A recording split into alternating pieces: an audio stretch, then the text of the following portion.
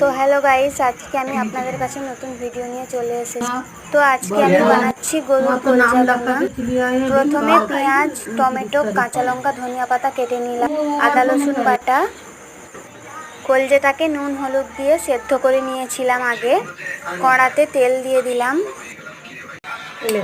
এবার গোটা গরম মশলা দিয়ে দিলাম, পেঁয়াজ দিয়ে দিলাম, আদা রসুন বাটা দিয়ে দিলাম,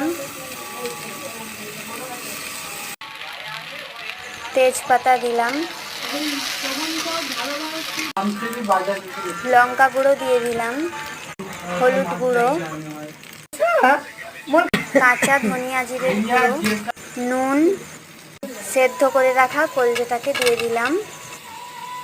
এবার নাড়াচাড়া করে টমেটোটা দিয়ে দিলাম। টমেটোটা দিয়ে কিছুক্ষণ কষানোর পর জল দিয়ে ঢেকে দিলাম 5 মিনিটের মতো।